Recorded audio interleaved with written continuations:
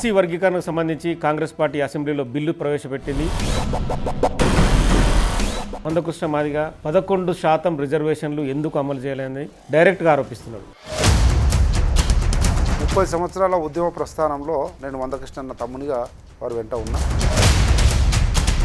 You are mistaken and Mandakrishna is also mistaken. శాస్త్రీయబద్ధంగా జరిగినటువంటి ప్రక్రియ. వెనుకబాటుతనాన్ని గుర్తించకుండానే కాంగ్రెస్ పార్టీ ఎలా ప్రకటించిందనేది ఆయనకు వచ్చారు. సంపత్ కుమార్, మందకృష్ణ, రేవంత్ రెడ్డి వీళ్ళు ఎవరో అనుకుంటే రావు గణాంకాలు. టీఆర్ఎస్ పార్టీ కూడా ఒక ఆరోపణ చేసింది, ఇది రేవంత్ రెడ్డి రాసిచ్చిన రిపోర్టు మాత్రమే అని చెప్పి వాళ్ళు ఆరోపించారు. Revanth Reddy chief minister of Telangana state. What is wrong? మీ అయ్యా చేసేదేమో కరెక్ట్, మరి రేవంత్ రెడ్డి చేస్తే తప్ప. కాంగ్రెస్ పార్టీలో లుకలుకలకు సంపత్ కుమార్ ఏం సంబంధం అని చెప్తారు. That is the beauty of Congress party. Party line దాటిన మల్లన్న పైన కాంగ్రెస్ పార్టీ చర్యలు ఎట్లా బరాబర్ ఉంటాయి. Welcome to Big TV. SC వర్గీకరణకు సంబంధించి కాంగ్రెస్ పార్టీ అసెంబ్లీలో బిల్లు ప్రవేశపెట్టింది. సుప్రీంకోర్టు తీర్పుకు అనుగుణంగా ఎస్సీ వర్గీకరణను చేసి కేంద్రానికి పంపిన పరిస్థితి. ప్రస్తుతం మనతో AICC general secretary Sampath Kumar, Congress నేత బిగ్ టీవీ స్టూడియోలో ఉన్నారు. నమస్తే అండి. ఎస్సీ వర్గీకరణ సంబంధించి స్ట్రేట్గా మందకృష్ణ మాదిగ 11% రిజర్వేషన్లు ఎందుకు అమలు చేయాలని డైరెక్ట్గా ఆరోపిస్తున్నాడు. 4వ తేదీ అసెంబ్లీలో ప్రకటన చేసి ఆమోదం చేయడం జరిగింది. 5వ తేదీ ఉదయము మందకృష్ణ మాట్లాడిండు. 30 సంవత్సరాల ఉద్యమ ప్రస్థానంలో ఏ ప్రధాన ఘట్టం ఉన్న ఉద్యమంలో నేను మందకృష్ణ తమ్మునిగా వారు వెంట ఉన్నా. అన్ని సందర్భాల్లో వారి నేపథ్యాన్ని గమనించిన కనుక చెప్తా ఉన్నా.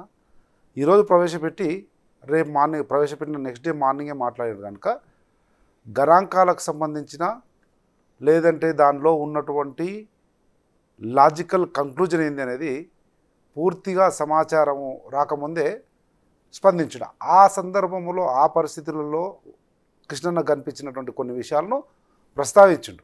కానీ ఒకటి మీరు అదే కనబడుతుంది, మీకు ఇంకోటి కనబడట్లేదు. ఏంది? స్వాగతిస్తున్నాం, సంతోషిస్తున్నాం, అభినందిస్తున్నాం, ధన్యవాదాలు తెలుపుతా ఉన్నాం గౌరవ ముఖ్యమంత్రికి, కాంగ్రెస్ ప్రభుత్వానికి మొదట చెప్పిండు. అయితే ఎందుకు ఏమిటి అనేది విశ్లేషణాత్మకమైనటువంటి చర్చ జరిగితే వాస్తవాలు బయటకు వచ్చి ప్రజలకు చెప్పొచ్చు, తనకు కూడా అర్థమయ్యేది. కానీ ఇమీడియట్గా మీడియా వాళ్ళు ఏమైంది కేటగరైజేషన్ మీద మాట్లాడండి కృష్ణన్న గారు మాట్లాడంటే ఆ సందర్భంలో ఉన్నటువంటి లిమిటెడ్ ఇన్ఫర్మేషన్తో మాట్లాడినారు కనుక అట్లా దాని తర్వాత జరిగినటువంటి విశ్లేషణలు అన్నీ బయటపడినాయి. 1% కూడా 1%, 0.01% కూడా వర్గీకరణ అన్నది ఒకరికి ఎక్కువగా దోచిపెట్టడానికి కానీ ఒకరి హక్కులను లాక్కోవడం కానీ జరగలేదు. ఏ కులాలు 59 కులాలు ఉన్నటువంటి మొత్తం వ్యవస్థలో ఎవరికి కూడా ఎక్కువ కానీ ఎవరికి కూడా తక్కువ కాకుండా శాస్త్రీయబద్ధంగా జరిగినటువంటి పరిపూర్ణమైనటువంటి యజ్ఞం లాంటి ప్రక్రియ కేటగరైజేషన్. దానికి గౌరవ ముఖ్యమంత్రి రేవంత్ రెడ్డి గారికి, cabinet sub committee Uttam Reddy గారికి, దామోదర్ రాజనరసింహ గారికి, పొన్నం ప్రభాకర్ గారికి, సీతక్ గారికి, అన్నిటికీ మించి సింగిల్ జడ్జ్ కమిషన్ అయితే ఆ కమిషన్ షమీమ్ అఖ్తర్ గారు కూడా హృదయపూర్వక ధన్యవాదాలు తెలియజేస్తారు. ఒక్క సంపత్ కుమార్ కాదు, 62 లక్షల మంది ఉన్నారు తెలంగాణ రాష్ట్రంలో ఈ వర్గానికి. 62 లక్షల మంది ఊపిరి విగొట్టుకొని ఉన్న వాళ్ళకు మంచి కడుపు నిండింది, గుండె బరువు తగ్గింది, మైండ్ ప్రశాంతత అయింది, భవిష్యత్తు గురించి ఆలోచన చేసే పరిస్థితిలో ఉన్నారు. ఎటువంటి అనుమానాలు అవసరం లేదు. 32,33,642 మందికి 9% ఎందుకు తగ్గించాల్సి వచ్చింది? అదే మాలలకి ఇందులో సగం జనాభా ఉన్న 15 లక్షలు ఉన్న వాళ్ళకి 5%.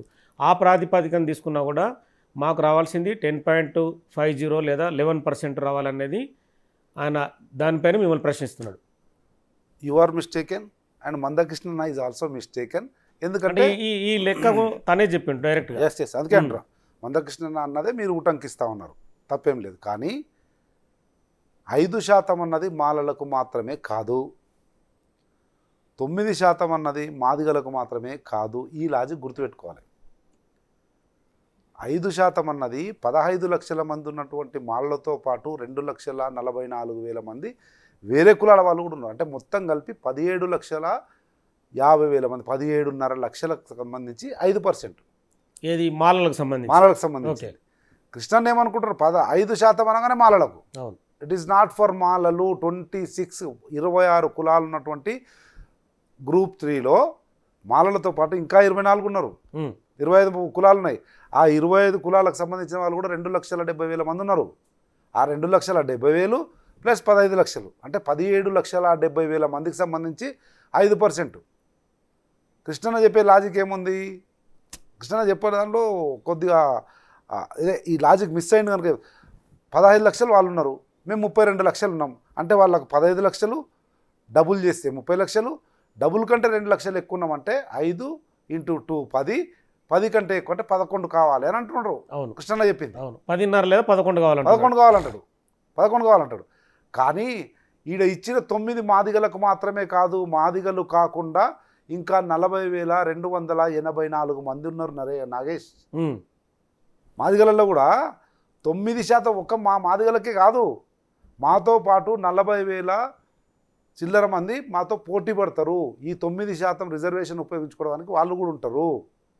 ఓకే, అంటే 9% అన్నది ఏ ఒక్క కులానికి సంబంధించింది కాదు, 18 కులాలకు సంబంధించిన వాటా. అది సేమ్ అట్లే 5% అనగానే ఓన్లీ మాలలకు కాదు, అది మాలలతో పాటు 2,70,000 మంది ఉంటారు. దాంట్లో అందరికి కలిపి అది అట్లా ప్రపోర్షనేట్గా తీసుకుంటే 0.01% కూడా చేంజ్ ఉండదు.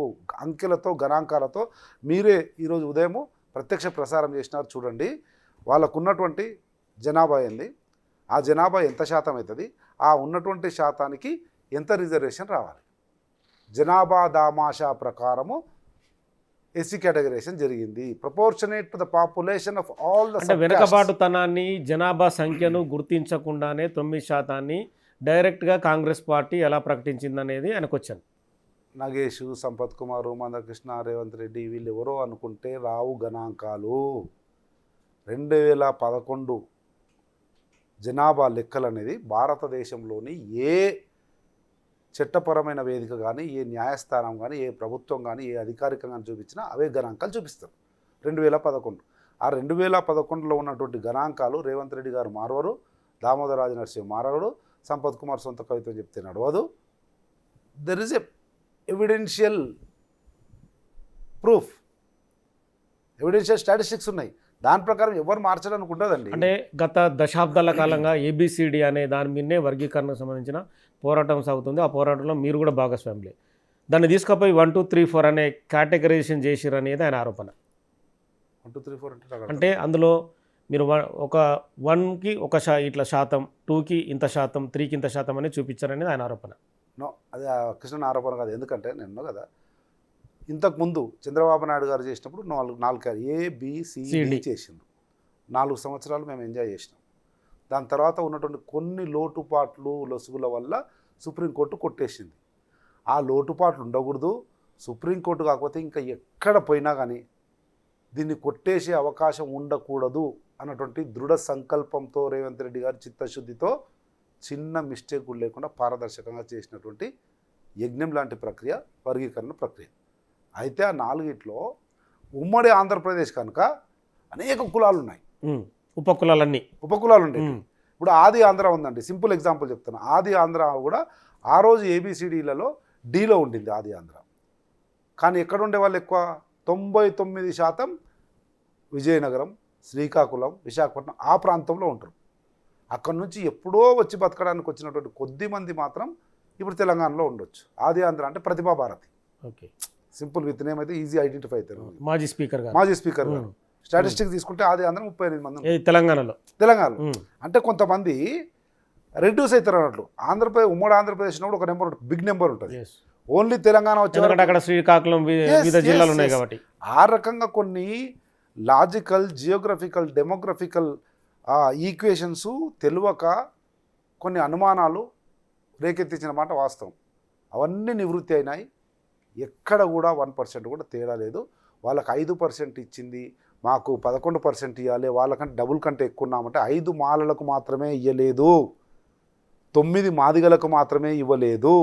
5 మాలలతో పాటు కులాలున్నాయి, 9 మాతో పాటు ఇంకా 17 కులాలు ఉన్నాయి. ఇది తెలియక 5 అనగానే వాళ్ళకు మాలలకని, 9 అనగానే వీళ్ళకని, 1 అనగానే ఏదో పమ్మాల వాళ్ళకన్నో 15 కులాలు ఉన్నాయి ఏలో, అంటే గ్రూప్ 1లో 18 కులాలు ఉన్నాయి గ్రూప్ 2లో, గ్రూప్ 2, గ్రూప్ 3, గ్రూప్ 4. గ్రూప్ 3లో 26 ఉన్నాయి. వాళ్ళందరికీ కలిపి అది. ఆ కేటగరీషన్లో కూడా మన్నే పంబాలను కూడా వెనుకబడిన కులాల్లో ఎందుకు చేర్చారు? ఆ వెనుకబడిన కులాలను దోచుకోవడం కోసమే ఈ 2 కులాలని అందులో చేర్చారని నా ఆరోపణ. మన్నే పంబాల గ్రూప్ 1లో చేర్చిండ్రు. ఆ గ్రూప్ 1 వాళ్ళ హక్కులు కాలరాయడానికి చేర్చిరు అని అంటున్నారు కదా. ఒకవేళ వీళ్ళని తీసి గ్రూప్ 1 నుంచి మీరన్నట్లో ఇంకెవరన్నా అన్నట్లో కృష్ణన్ అన్నట్లో ఒకవేళ గ్రూప్ 3లో పెడితే ఆ సంఖ్య పెరిగి గ్రూప్ 3కి ఇంకా పర్సెంటేజ్ ఎక్కువ అవ్వాల్సి వస్తుంది. అప్పుడు ఏమవుతుంది? గ్రూప్ 1 యొక్క సంఖ్య తగ్గి గ్రూప్ 1 యొక్క పర్సెంటేజ్ 1% ఉన్నది, అది 0.75కో 0.5కో పోతే అగమ్య గోచరం. 1% కూడా లేకుండా 10 ఉద్యోగాలు వస్తే 1 కూడా లేకుండా అనే ఇది వస్తుంది కదండి. ఆ రకంగా ఇంకోటి, ఎవరు ఏ కులం వాళ్ళు ఇంతకుముందు ఎక్కడుంటే వాళ్ళని ఎక్కడ కలపాలనేది నాగేష్ గారు 8,400 రిప్రజెంటేషన్లు కమిషన్కి వచ్చినాయి. 8,400 రిప్రజెంటేషన్లు కమిషన్కి వస్తే 804లో ఈ వర్గాలు పంబాల వాళ్ళు కావచ్చు, రెల్లి వాళ్ళు కావచ్చు, ఆది ఆంధ్ర వాళ్ళు కావచ్చు, ఆదిజాంబావు కావచ్చు, అరుంధతీయ కావచ్చు, మాతంగి కావచ్చు, మన్నే కావచ్చు, డక్కలి కావచ్చు, ఇవన్నీ కూడా రిప్రజెంటేషన్లు ఇచ్చారు. ఇంతకుముందు ఈ కేటగిరీలో ఉన్నప్పుడు 4 సంవత్సరాలుగా ఈ రకంగా అన్యాయం జరిగింది. లేదంటే మీరు ఇప్పుడు చేస్తున్నటువంటి ఎక్సర్సైజ్లో మా జీవన విధానం, మా ఆర్థిక స్థితిగతులు, మా సంస్కృతి సాంప్రదాయాలు, మా దశాబ్దాల నేపథ్యము వీళ్లకు దగ్గరగా ఉంది కనుక మేము వీళ్ళ దగ్గర ఉండాలనుకుంటున్నాము. ఏదైతే గ్రూప్ 1, గ్రూప్ 2, గ్రూప్ 3 ఉందనుకోండి, నేను దీంట్లో ఉండలేను, నేను దాంట్లో ఉండాలి అంటే కాదు. నా సంస్కృతి సాంప్రదాయాలను, నా జాతి, నా నేపథ్యము ఎవరికి దగ్గరగా ఉంటుందో వాళ్ళలో కలుపుతారు. ఆ రకంగా శాస్త్రీయంగా జరిగినటువంటి ప్రక్రియలో భాగంగా వాళ్ళ అవతలకు వచ్చారు. ఒకవేళ వీళ్ళు చెప్పినట్టే ఒకవేళ అటు వేస్తే వాళ్ళకి పర్సెంటేజ్ పెరుగుతుంది, రిజర్వేషన్ పెరుగుతుంది. మళ్ళీ రిజర్వేషన్ పెరిగితే అమ్మో మాలలకు రిజర్వేషన్ పెరిగిందంట. ఆ రకంగా ఎవ్వరు కూడా ప్రశ్నించడానికి అవకాశం లేని పారదర్శకమైనటువంటి ప్రక్రియ షమీమ్ అఖ్తర్ గారి చేతుల మీద జరిగింది. క్రిమిలేయర్ని ప్రభుత్వం ఎందుకు తిరస్కరించింది అనేది ఆయన డైరెక్ట్ క్వశ్చన్. క్రిమిలేయర్ను ఎందుకు వ్యతిరేకించేది అనడం లేదు. క్రిమిలేయర్ను కూడా వ్యతిరేకించింది కదా, అట్లే వీటిని కూడా వ్యతిరేకించవచ్చు కదా అన్నాడు. ఎందుకంటే క్రిమిలేయర్ను ఉండకూడదు అనేది కృష్ణన్న ఆలోచన, మా అందరి అభిమతం కూడా అదే. ప్రభుత్వం ఏది ఆలోచన చేస్తుంది, ఏది అంగీకరించదు, ఏది అంగీకరిస్తుంది? ప్రజాప్రభుత్వం అండి ఇది. ప్రజాస్వామ్యత వాతావరణంలో పోతున్న కాంగ్రెస్ పార్టీది. నలుగురు కూర్చొని డైనింగ్ టేబుల్ మీద నిర్ణయం తీసుకునే టీఆర్ఎస్ పరిపాలన కాదు, టీఆర్ఎస్ ప్రభుత్వం కాదు ఇది. రేవంత్ రెడ్డి నాయకత్వంలోని ప్రజా పరిపాలన ప్రజాస్వామ్యయుతంగా పోతుంది కనుక ప్రజలు ఏమైతే కోరుకుంటున్నారో అది చేసే ప్రభుత్వం ఇది. అందుకని ప్రజల లోపల నుంచి ఆ అభిప్రాయం వచ్చింది. సుప్రీంకోర్టు అంటే సుప్రీంకోర్టు చేసినటువంటి స్లీపింగ్ రిమార్క్స్లో క్రిమిలేయర్ కూడా ఉంది. కావాలంటే పెట్టుకోవచ్చు, లేదంటే వద్దు అని. కనుక ఆ విజ్ఞప్తులు వచ్చిన 8,400 విజ్ఞప్తులు వచ్చిన దానిలో క్రిమిలేయర్ అనేటువంటి సబ్జెక్టు, క్రిమిలేయర్ అనేటువంటి సంబంధం లేకుండా చేయాలి వర్గీకరణ అనేది స్పష్టంగా ప్రజల నుంచి వచ్చింది. నేను కూడా అదే చెప్తా ఉన్నా, కృష్ణన్న అదే చెప్పిండు, మొత్తం అందరూ 60 లక్షల మంది కూడా అదే చెప్పారు. కనుక క్రిమిలేయర్ను తిరస్కరించడం జరిగింది. మిగతావి కూడా ఎవరు తిరస్కరించకుండా జరిగినాయి, ఎవరు కూడా లేదు కాదనకుండా జరిగినాయి. మీరు ఎనీ స్టాటిస్టిక్స్ ఈరోజు తెలంగాణ రాష్ట్రంలో ఎవరైనా కేటగరైజేషన్ మీద ఏ ప్రశ్న అడిగినా దానికి సమాధానం నా దగ్గర ఉంది. ఎనీ క్వశ్చన్, ఎంత డీప్గా సూక్ష్మమైనటువంటి ప్రశ్న అడిగితే దానికి సమాధానం చెప్తాను, లాజికల్ కంక్లూజన్ చెప్తాను. ఈ క్వశ్చన్లన్నిటికీ సంపత్ కుమార్ మందకృష్ణ మాదికకు సమాధానం చెప్తారా? 100%. మేము అన్నదమ్ములము, అన్ని షేర్ చేసుకుంటాం, కొట్లాడుకుంటాం సబ్జెక్టు మీద. అలా కాదన్నా, కా తమ్ముడు అవలన్నా ఇదన్నా అని చేసుకొని కంక్లూజన్కి వస్తాం. అట్లనే 30 ఏళ్ళు ఉద్యమంలో కలిసి పనిచేసినాం. ఈరోజు కూడా ఆ వాతావరణం ఉంది. కానీ ఆ రోజు ఇచ్చినటువంటి సమాచారము, లిమిటెడ్ ఇన్ఫర్మేషన్ వల్ల ఆ రకంగా మాట్లాడినాం. ఇవన్నీ లాజికల్ డిస్కషన్స్ జరిగితే ఎవ్వరు కూడా మాట్లాడరు. మీరు ఇందాక బీఆర్ఎస్ పార్టీ అన్నారు కాబట్టి బీఆర్ఎస్ పార్టీ కూడా ఒక ఆరోపణ చేసింది. ఇది రేవంత్ రెడ్డి రాసిచ్చిన రిపోర్టు మాత్రమే అని చెప్పి వాళ్ళు ఆరోపించారు. ఏం రిపోర్టు? ఎస్సీ వర్గీకరణకు సంబంధించిన ఏదైతే మీరు రిపోర్ట్ని అసెంబ్లీలో సబ్మిట్ చేశారో అది కేవలం రేవంత్ రెడ్డి రాసిచ్చింది అని చెప్పి వాళ్ళ ఆరోపణ. అవును, బరాబర్ అండి. గౌరవ ముఖ్యమంత్రి ఆయనే రాస్తాడు. వాట్ యు మీన్ బై ముఖ్యమంత్రి? ప్రకటనలు ఏముంది? కింద ఎవరి సంతకం ఉంటుంది? రేవంత్ రెడ్డి అని ఉంటుంది. ఎందుకు? Revanth Reddy chief minister of Telangana state. What is wrong? ఇటువంటి ఎన్నో ప్రవేశపెట్టిన నేను అవసరం. ఆ రోజు ఏముండేది? కల్వకుంట్ల చంద్రశేఖరరావు ఉండేది. మీ అయ్యా చేసేదేమో కరెక్టు, మరి రేవంత్ రెడ్డి చేస్తే తప్ప. ఎందుకు అక్కసు? ఇంత పవిత్రమైన కార్యక్రమం మేము చేయలేకపోయినామే, 10 సంవత్సరాలు చీతూ అనిపించుకున్నామే ఈ దళిత వర్గాల్లో, అది ఈరోజు శభాష్ అనిపించుకుంటున్నాడే రేవంత్ రెడ్డి అని అక్కస్తోటి మాట్లాడడానికి ఏమీ దొరకక అంకెలను బేరీజు వేసుకోలేక, వాస్తవాలను అర్థం చేసుకోలేక, రేవంత్ రెడ్డి నాయకత్వానికి కాంగ్రెస్ ప్రభుత్వానికి వస్తున్నటువంటి ఒక మాత్రమైనటువంటి పాజిటివ్ కోణాన్ని భరించలేక మాట్లాడుతున్నారు. రేవంత్ రెడ్డి పెడతారు, ముఖ్యమంత్రి కానీ వారే పెడతారు, నథింగ్ రాంగ్. ఓకే. సో ఇక రాష్ట్ర రాజకీయ పరిస్థితులకు సంబంధించి బీఆర్ఎస్ పార్టీ కాంగ్రెస్ని అటాక్ చేస్తుంది, అంటే రకరకాల ఇష్యూలపైన. సో 1 year పాలన సాగిన తర్వాత ఇప్పటికి కూడా ప్రతిపక్షాలు మిమ్మల్ని అటాక్ చేయడానికి కారణం అంటే గురుకులాలు కావచ్చు, ఇంకా వేరే అదర్ దెన్ ఇష్యూస్ కావచ్చు. ఏ ఇష్యూ ఉన్నా కానీ ప్రతిపక్షం అనేది ప్రజాస్వామ్యయుత రాజకీయాల్లో, ప్రజాస్వామ్యయుత వాతావరణంలో అధికార పక్షాన్ని ప్రశ్నిస్తుండడంలో తప్పు లేదు. ప్రశ్నించడం అనేది ఆరోగ్యకరమైనటువంటి వాతావరణంలో అవసరం. అది ఎప్పటివరకైతే అది లిమిట్ క్రాస్ కాకుండా, ఎప్పటివరకైతే అది పద్ధతి మీద, ఎప్పటికైతే సందర్భోచితంగా, ఎప్పటికైతే అది ఇష్యూ బేస్డ్గా ఉంటుందో అంతవరకు అందంగా అనిపిస్తుంది, చూడముచ్చటగా అనిపిస్తుంది, వినడానికి వినసొంపుగా ఉంటుంది. వీళ్ళలాగా బాబామరుదులు చింటూ పింటులు ఎందుకు ఏమిటి ఎలా తెలియకుండా రోజు పేపర్లు ఉండాలి, ఏదో ఒక వర్గాన్ని టార్గెట్ చేస్తూ ఏదో దుమ్మెత్తిపోయాలి ప్రభుత్వం మీద, ఆ వర్గాలు ఏదో వీళ్ళని శబాష్ మా కొరకు పోరాడుతాం అనేటువంటి ఒక నెగటివ్ ఇదిలో ఏదైతే పోతున్నారో అది తప్పు, అది మ్యాచ్ అయితే లేదు. లేకపోతే చూడండి, ఎవ్రీ డే మీరు పేపర్ చూడండి, ఏదో ఒక వర్గాన్ని అడ్డం పెట్టుకొని వీళ్ళకి ఇట్లా చేసిరు అన్యాయం, వాళ్ళకి అట్లా చేసిరు అన్యాయం, ఏదో ఒకటి రంధ్రాన్వేషణ చేసే ప్రయత్నం చేస్తూ ఉన్నారు. ఒకటండి, 5 సంవత్సరాలకు మాకు మ్యాండేట్ ఇచ్చింది కాంగ్రెస్ పార్టీ, అవునా? నేను కూడా ఓడిపోయినా. ఓడిపోయినా ఏం చేయాలి? 5 సంవత్సరాల వరకు వెయిట్ చేయాలి. 5 సంవత్సరాలకు ఎన్నుకున్నారండి ప్రజలు. 5 సంవత్సరాల్లో ఇప్పటివరకు 1 year అయింది. 1 yearలో కొన్ని జరిగినాయి, ఇంకా జరగాల్సిన అవసరం ఉంది, జరుగుతాయి. It's a continuous process boss. We got 5 years mandate, not for 1 year. 1 yearకే మ్యాండేట్ ఇచ్చిర్రు అంటే 9 నెలలు అయిపోగానే ఇంకా అయిపోయా 3 నెలలు ఉంది, ఏమా పిల్లకాయలు ఆట ఆడుతున్నారు. వీళ్ళు కూడా ప్రభుత్వం నడిపించారు కదా. 10 సంవత్సరాలు అడ్డగోలుగా పంది కొక్కుల్లాగా తిన్నారు. ఆర్థిక మంత్రి, ఇరిగేషన్ మంత్రి, ఐటీ మంత్రి, ఇండస్ట్రీ మంత్రి ఉన్నారు కదా. మీరు ప్రభుత్వాన్ని నడిపించినటువంటి అనుభవం ఉంది కదా. అంత అనుభవం ఉన్న వాళ్ళు ఇంత చీప్గా, ఇంత దిగజారి 4 రోజులకు ఒకసారి ఏమా అరే what nonsense it is. Being educated cabinet minister from the past 10 years, you are not suppose to do that. అదే అర్థం చేసుకుంటే చిల్లర వేషాలు వేస్తున్నారు. జనాలకు కూడా అర్థం కావడానికి ఎక్కువ సమయం పట్టలేదు. కాకపోతే వీళ్ళకి ఈ సోషల్ మీడియా ఏదైతే ఉందో, కోట్ల రూపాయలు అడ్డగోలుగా 10 సంవత్సరాలు సంపాదించుకున్నటువంటి డబ్బులను పెట్టి, బ్యాక్ ఆఫీస్ పెట్టి, సోషల్ మీడియాలో ప్రతి ఒక్క చిన్నదాన్ని కూడా ఏదో పెద్దగా చేసి, ఏదో మునిగిపోయినట్లు, ఏదో అయినట్లు, రేవంత్ రెడ్డి ఏదో ఇదైనట్లు, కాంగ్రెస్ పార్టీ ఏదో అయినా, ఇటువంటివన్నీ చేసే తమాషా రాజకీయాలు చేసి, ఈ తమాషా రాజకీయాలు ఎక్కువ రోజులు ఉండవు. ఇప్పటికీ ఏదో అనిపిస్తుండొచ్చు, అరే టీఆర్ఎస్ సోషల్ మీడియా ఇది అది అని. 4 రోజులు, 40 రోజులు, 4 నెలలు, దాని తర్వాత లొట్ట పీస్ కానలో అని తెలిసిపోతుంది. అప్పుడు ఏడుంటారు, ఏడముఖం పెట్టుకుంటారు. ఇప్పటికే అయిపోయింది. డిపార్ట్లు కోల్పోతారు ఎంపీ ఎలక్షన్లలో, ఎమ్మెల్యే ఎలక్షన్లలో చెతికిల పడుతుంది. ఉన్నవాళ్ళు ఆ రామచంద్ర అని ఫామ్ హౌస్కి పోలేక బయటకు వచ్చేస్తున్నారు. ఇప్పటికే బీజేపీతోటి అంటగాగుతున్నారు, లోపాయికారుగా ఉన్నారు. బీ టీమ్ ఆఫ్ బీజేపీగా ఫామ్ హౌస్ నుంచి కేసీఆర్ ఈ మధ్య మిమ్మల్ని హెచ్చరించిండు, నేను బయటకు వస్తే బాగుండదు, మీ పార్టీలో ఉన్న నేతలకు దిమ్మ తిరిగి మైండ్ బ్లాక్ అవుతుంది అన్నాడు. ఈ దిమ్మ తిరుగుళ్ళు, మైండ్ బ్లాక్లు కేసీఆర్ చెప్తానో, సంపత్ కుమార్ చెప్తానో, నాగేష్ చెప్తానో, ఎవరో చెప్తానో కాదు.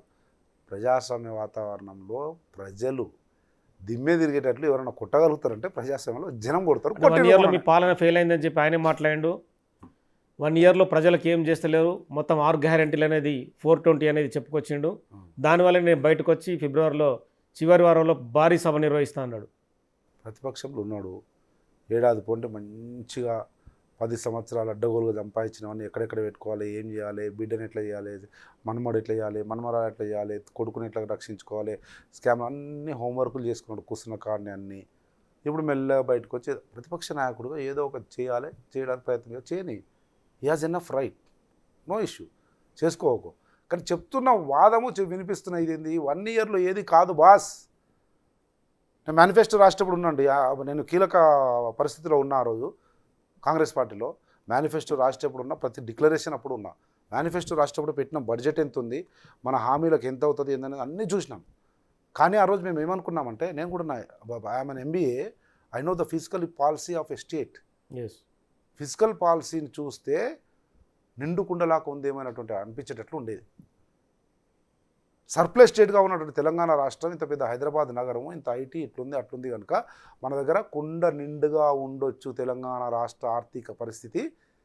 దానికి ఇంకా కొద్దిగా మనం కష్టపడితే, ఈ అవినీతి వీళ్ళు చేసిన అవినీతి లేకుండా మనం ముందరికి పోతే దీనికంటే ఎక్కువ చేయొచ్చు కదా అని చెప్పి మేనిఫెస్టో అనేక విషయాలు పెట్టినాం. కానీ ప్రభుత్వంలోకి వచ్చిన తర్వాతనే కదండి మాకు తెలిసిపోతుంది. త్రిజోరి తాళాలు ఇచ్చేది. అవును. త్రిజోరి తాళాలు ఇచ్చి రేవంత్ రెడ్డి గారు, బట్టి విక్రమార్క గారు తెరిచి చూస్తే గుల్ల ఖాళీ, ఎలుకలు కాక్రోచులు తిరుగుతున్నాయి. నిండా కట్టల ధనం ఉండాల్సినటువంటి త్రిజోరిలో. అటువంటి పరిస్థితి నుంచి మెల్లమెల్లగా కుదుటబడి ప్రతి నెల 6,500 కోట్ల రూపాయలు 6,500 కోట్ల రూపాయలు ప్రతి నెల తెలంగాణ రాష్ట్ర ప్రభుత్వం కల్వకుంట్ల కుటుంబం చేసిన అప్పులకు వడ్డీ కడుతుంది. Nagesh, it's not ordinary issue. 18,000 కోట్ల రూపాయల ట్రాన్సాక్షన్స్ ఒక మంత్కు జరిగితే దాంట్లో 1/3 6,500 కోట్ల రూపాయలు ఓన్లీ వడ్డీ కడతా ఉంది. ఎంత దుర్మార్గం అండి. 7 లక్షల కోట్ల రూపాయలు అప్పు చేసినావు. ఈ ఫిజికల్ పాలసీ 3 లక్షలు పెడతా ఉన్నావు. ఏం జరుగుతూ ఉందంటే పైన పటారం లోన పటారం అన్నట్లు. ఈరోజు అదే నేను అప్రిషియేట్ చేస్తూ ఉన్నా. బిగ్ న్యూస్ తర్వాత నుంచి ఉన్నటువంటి 12 మంది మంత్రులు మా శాఖకు కావాలి, మా నియోజకవర్గానికి కావాలి, మా ప్రాజెక్టులకు కావాలి అన్నటువంటి ఆతృత లేకుండా 1 year అవుతా ఉంది అండి. కడుపు కట్టుకొని అంటారు చూడండి. బిడ్డ పెళ్ళి అయితేనో, కొడుకు ఉద్యోగం కొరకు ప్రిపేర్ అవుతుంటేనో ఎట్లయితే తనలాడతారో ఇంటి పెద్ద మనుషులు, తల్లి తండ్రి, అట్లా ఇంటి మరీ గురిని సంసారాన్ని కాపాడుకోవడం తన్నాడినట్లు మంత్రులు, ముఖ్యమంత్రి, ఆర్థిక మంత్రి బట్టి విక్రమార్క గారు మరీ ముఖ్యంగా అన్నీ పోగేసి మా దగ్గర అంటారు గృహిణి చీరల కింద పెట్టిన డబ్బులు, జీలకర్ర డబ్బాలు దాచిపెట్టింటుంది. మా దగ్గర కొంగు కట్టుకుంటారు. అంటే ఊర్లలో వెనకట అదే కదా, ఊర్లలో కొంగు కట్టుకుంటారు. 5 రూపాయలు ఉండని, 100 రూపాయలు ఉండని కొంగు, అటువంటివన్నీ తీసి జమ చేసి కళ్ళల్లో నిండా నీళ్ళు పెట్టుకొని బిడ్డ పెళ్ళికి ఇస్తారు చూడండి. కష్టార్జితం. సేమ్ అటువంటి జమ చేసి కొడుకు ఉద్యోగానికి పోతుంటే ఇస్తారు చూడండి. కోచింగ్ కోలేకపోతే ఉద్యోగానికి పోతుంటే ఇస్తారు చూడండి. కళ్ళ నిండా నీళ్ళు ఆనంద బాష్పాలాగా పెట్టుకొనైనా సరే ఇస్తారు. అంత కష్టాన్ని పెట్టి ఆ రకంగా తెల్లార్లు కష్టపడి రూపాయి పోగు చేసి వచ్చిన డబ్బులను ఇటు వడ్డీలు కట్టుకుంటా, ఇటు జీతాలు ఇచ్చుకుంటా, ఇచ్చిన 6 గ్యారంటీలలో ఒక్కొక్కటి అమలుపరుచుకుంటా, ఎవరు కూడా మా నియోజకవర్గానికో, మా డిపార్ట్మెంట్కో, మా స్వార్థానికో కావాలనేటువంటి ఆతృత లేకుండా ఈ పథకాల అమలు కొరకు రూపాయి జమ చేసి ఆర్థిక క్రమశిక్షణతో ముందుకు పోతుంటే ఇప్పటివరకు ఇవి అమలైనాయి. ఏం అమలైనండి? 20,000 కోట్ల 22,000 కోట్ల రూపాయలు రుణమాఫీ చేసినాం. 3,000 కోట్ల రూపాయలు బస్సులకు ఉచిత బస్సు కట్టినాం. 500 రూపాయలకే సిలిండర్ ఇస్తా ఉన్నాం. 500 రూపాయలు బోనస్ ఇస్తా ఉన్నాం. ఇచ్చినాం కదా. రైతు బంధు ఇప్పుడు వేస్తున్నాం కదా, రైతు భరోసా. వాటితో పాటు ఈ సంక్షేమ కార్యక్రమాలతో పాటు అభివృద్ధి జరుగుతూనే ఉంది కదా. ఎక్కడ స్కిల్ యూనివర్సిటీ అండి? ఎప్పుడన్నా ఆలోచన వచ్చిందా ఈ ఐటీ గురించి చెప్పే కేటీఆర్ గారికి?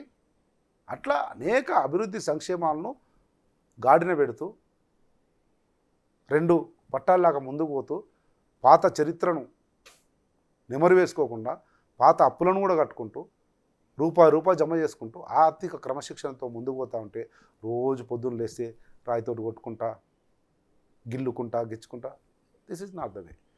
ప్రభుత్వ పనితీరు అలా ఉన్నా కాంగ్రెస్ పార్టీలో లుకలుకలకు సంపత్ కుమార్ ఏం సంబంధం చెప్తాడు? That is the beauty of Congress party, democratic party Congress party. నేను ఇంతకుముందు చెప్పినట్టు వాళ్ళ డైనింగ్ టేబుల్ మీద మాట్లాడి కొడుకు, అల్లుడు, బిడ్డ నలుగురు కూర్చొని ఏం రాస్తే అదే జీవో, ఏం చెప్తే అదే వేదము, కిక్కు మనకుండా వాడు ఉండాలి. నో, దిస్ ఈజ్ కాంగ్రెస్ అండి. That is the beauty. Beauty means చెప్పుకోవచ్చండి ప్రతి ఒక్కరు. ఆయన చెప్తాడు, ఈయన చెప్తాడు, ఆయన అభిప్రాయాలు చెప్తాడు. ఒకరికి నచ్చకపోవట్టు, ఒక అభిప్రాయ భేదాలు మీన్స్ ఉండొచ్చు. బట్ అందరూ చర్చించుకున్న తర్వాత ద బెస్ట్ అవుట్కమ్ తీసుకొని బయటకు వస్తుంది. అది బ్యూటీ ఆఫ్ కాంగ్రెస్. మంత్రులకు ఎమ్మెల్యేలకు మధ్య గ్యాప్? అరే బాస్, ఇది గ్యాప్ కాదండి. డెఫినెట్గా ఒక 1 year క్రితం మీ దగ్గరకు వచ్చిన నేను ఇంటర్వ్యూకి, 6 నెలల క్రితం వచ్చిన, 6 నెలల మధ్యలో కలవలేదు, మళ్ళీ ఇప్పుడు వచ్చినాం. 6 నెలలు మనం దుష్మన్లమా? ఈరోజు మాత్రమే ప్రేమించుకుంటామా? ఈ 6 నెలలు ద్వేషించుకుంటామా? నో, ఇష్యూ బేస్డ్ ఉంటుంది. మనం మీకు బయట కనిపించే ఈ పుంకాల వార్తలను బేస్ చేసుకొని కాంగ్రెస్ పార్టీని విశ్లేషించడం అనేది తప్పు. Congress party is different kind of కొంతమంది మంత్రుల మీద కొంతమంది ఎమ్మెల్యేలు డైరెక్ట్గానే కంప్లైంట్ ఇచ్చినట్టుగా ఆరోపణలు. ఉంటుందండి, ఏదో బాధ ఉంటుంది. అలా రేవంత్ అన్న నేను పోయినా మొన్న మంత్రి దగ్గర పోతే నా కాన్స్టిట్యూన్సీలో చాలా ఇబ్బంది ఉండే, పోయినా ఇచ్చినా కానీ సరే అన్నాడు పెట్టిండు, 10 రోజులు అయిందన్న కాలే. అరే ఏం తప్పేముందండి, తప్పేముంది? అదే టీఆర్ఎస్ చెప్పగలుగుతావా, బీజేపీలో చెప్పగలుగుతావా? కాంగ్రెస్లో చెప్పే అవకాశం ఉంది. రేవంత్ రెడ్డికి చెప్పొచ్చు, దీపాదాస్ మున్షికి చెప్పొచ్చు, ఢిల్లీ పోవచ్చు, ఇంకెక్కడైనా చెప్పు. మా ముఖ్యమంత్రి గారే చెప్పారు నిన్న, నాకు చెప్పండి, లేదంటే పార్టీకి చెప్పండి, పార్టీ ప్రెసిడెంట్కి చెప్పండి మహేష్ అన్నకు, లేదంటే ఢిల్లీ పోండి, ఏమైనా పోండి, కానీ బయట రచ్చ చేసిరా? మీలాంటి మీడియా వాళ్ళు భూతద్దం పెట్టి, దీపం పెట్టి, చీకట్లో కూడా అంటించి, అగ్గిపుల్ల పెట్టి, చూసి ఏదో చేసారు. ఏంది కొండందో ఎలుకని పట్టినట్లు టీ కప్పులో తుఫాన్ లాగా. Nothing, all well, don't worry. Revanth Reddy ఉన్నంత వరకు, కాంగ్రెస్ పార్టీ ఉన్నంత వరకు, రేవంత్ రెడ్డికి క్యాబినెట్ కానీ సీనియర్ నాయకులు అందరూ సహకరిస్తున్నంత వరకు ఏమీ జరగదు. అంత సుఖవంతంగా 5 సంవత్సరాల పరిపాలన కొనసాగి మళ్ళీ 5 సంవత్సరాల కొరకు ఎన్నుకోబడుతుంది కాంగ్రెస్ ప్రభుత్వం. ఫైనల్కి వచ్చాను. మాదిగ రిజర్వేషన్ తర్వాత మాలలకు ఏం సమాధానం చెప్తుంది కాంగ్రెస్ పార్టీ ప్రభుత్వం? అన్నదమ్ములాగా ఉండండి. ఇన్ని సంవత్సరాలుగా ఉన్నటువంటి అనేక అపోహలు కానీ, అనేక అపోహలతో పాటు అంతరాలు కానీ తొలగిపోయినాయి కదా. ఆ తొలగిపోవాలనే ఆలోచనతోటే కదా అనేక వర్గాల నుంచి పోరాటం కొనసాగింది 30 ఏళ్ళుగా. ఇప్పుడు అన్నీ తొలగిపోయినాయి కనుక మంచి అన్నదమ్ములలాగా కలిసి ఉండండి అనేదే ఈ వర్గీకరణ యొక్క సారాంశం. కనుకనే ఇటువైపు కాంగ్రెస్ పార్టీలో నేను అవునన్నా కాదన్నా నేను మాదిగల తరపున నానా రకాల ప్రయత్నాలు చేసినా, ఏం చేయాలో చేసినాం. సేమ్ అక్కడ వివేకన్న కూడా చేసిండు కదా. ప్రాక్టికల్గా చెప్పేస్తున్నాను నేను, డైరెక్ట్, నో డిస్కషన్. మీరు అడిగిన ప్రశ్నకు వివేకన్న కూడా చేసిండు కదా నిన్న అసెంబ్లీలో వివేకన్న మాట్లాడే 3.5-4 గంటల వరకు వివేకన్న ఆలోచన మాది జనాభా తగ్గుతుందో, శాతం తగ్గుతుందో, ఇదవుతుందో, అదవుతుందో గందరగోళంతో చేసిండు. Nothing wrong. ఆయన కమ్యూనిటీకి కొరకు చేయడంలో తప్పు లేదు. అవును, ఎవరి కమ్యూనిటీ కోసం వాళ్ళు చేయాల్సిందే. కానీ పార్టీ లైన్ దాటినప్పుడు మాత్రం నేను 1-2 సార్లు పార్టీ లైన్ దాటితే మాత్రం చర్య తీసుకోవాల్సి వస్తుంది అని అన్న తప్ప అది కాదు. అట్లా 3.5 తర్వాత ఆయన మాట్లాడిన తర్వాత ఏమన్నాడు? చాలా సుభిక్షంగా ఉంది, మా వర్గాలు సంతోషంగా ఉంటాయి, మాలల కోటి, మాదిగల కోటి, నేతకారంలో కోటి, సపరేట్ కార్పొరేషన్లు పెట్టి ఈ చట్టాన్ని ముందుకు తీసుకుపోండి అని చెప్పిండు. వాట్ డస్ ఇట్ మీన్ అంటే అంకం ముగిసింది. ఈ 3 దశాబ్దాలు, అంతకుముందు ప్రశాంతంగా జరిగిన 5 దశాబ్దాల అంతరాలను తొలగించే మాత్రమైనటువంటి చట్టం రేవంత్ రెడ్డి గారి నాయకత్వంలో కాంగ్రెస్ పార్టీ ఆధ్వర్యంలో జరిగింది. 50 మంది, ఈరోజు లెక్కల ప్రకారం 62 లక్షల మంది ఉన్నటువంటి దళితులు రేవంత్ రెడ్డి గారి చేతుల మీదుగా మా తలరాతలు మార్చినటువంటి వాడు రేవంత్ రెడ్డి. దీంట్లో భాగస్వాములైనటువంటి వాళ్ళు ఉత్తమ్ రెడ్డి గారు కావచ్చు, దామోదర్ రాజనరసింహ కావచ్చు, మిగతా సబ్ కమిటీ మెంబర్లు కావచ్చు. దీన్ని లింక్ చేస్తే ఒక క్వశ్చన్, పార్టీ లైన్ గురించి చెప్పారు కాబట్టి పార్టీ లైన్ దాటిన మల్లన్న పైన కాంగ్రెస్ పార్టీ చర్యలు ఎట్లుంటాయి? బరాబర్ ఉంటాయి. Congress party with in the frame work cross చేసి ఎవరైనా ఏది చేసినా దానికి క్రమశిక్షణ కమిటీ ఉంది. నాకు తెలిసి నోటీస్ ఇచ్చిర్రు ఆల్రెడీ. నోటీస్కు వారు ఇచ్చేటువంటి సమాధానం ఏది ఉంటుంది, ఆ సమాధానాన్ని బట్టి చర్యలు ఉంటాయా, లేకపోతే సమాధానము జరిగిందే, తప్పు జరిగింది క్షమించాలంటారు, ఏదైతే ఉంది. కానీ అది క్రమశిక్షణ ఆ కమిటీ పరిధిలో ఉంది కనుక ఇప్పుడు మనం మాట్లాడుకోవడం కూడా సందర్భోచితం కాదు. బట్ పార్టీ లైన్ ఎవరు దాటినా, పార్టీ లైన్ దాటిన రాలేదన్నది ఒక సబ్జెక్ట్. ఒకరు దాటితే మాత్రం డెఫినెట్గా course of action. Okay, thank you.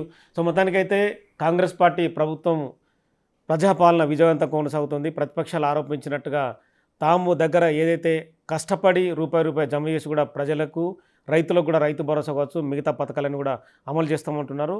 ఇక ఏదైతే ఎస్సీ వర్గీకరణకు సంబంధించి జనాభా ప్రాతిపదికన మాదిగా రిజర్వేషన్ అమలు చేసిన చరిత్ర కాంగ్రెస్ పార్టీదని చెప్పి సంపత్ కుమార్ చెప్తున్నారు. ఇక పార్టీ లైన్ ఎవరు దాటినా కూడా ఖచ్చితంగా క్రమశిక్షణ చర్యలు తప్పవనేది సంపత్ కుమార్ అభిమతం. Signing off, keep watching Big TV.